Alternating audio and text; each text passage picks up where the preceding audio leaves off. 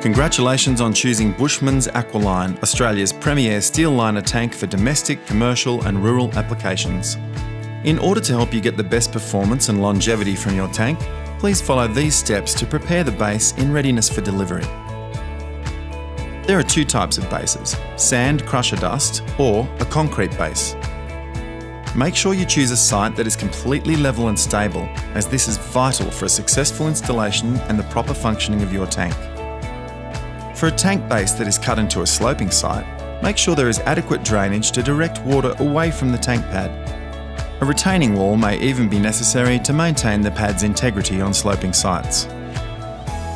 Mark out your base diameter and dig down to a minimum depth of 150 mm, compacted to a minimum capacity of 50 kPa. The pad must have a diameter greater than 2 metres wider than the diameter of the tank being installed.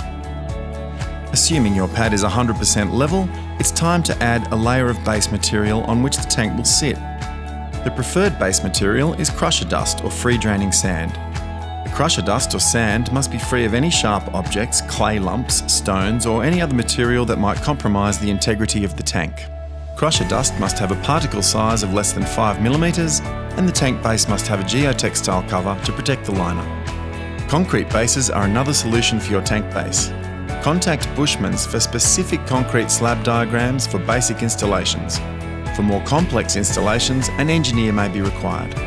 Once your base is complete, send some photos to your local Bushman's office for review, and when your tank installer comes to site, we will review and assess the base again prior to installing the tank.